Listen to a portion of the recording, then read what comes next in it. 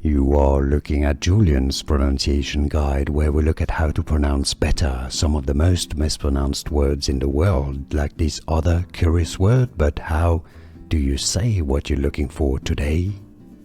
We are looking at how to pronounce this word and more confusing vocabulary many get wrong in English, so stay tuned to the channel to learn more. Accumulate. Accumulate. Yes, stress on that second syllable. Both British and American pronunciations are similar here, so it's easy. Accumulate. It's easy, right? And now you know.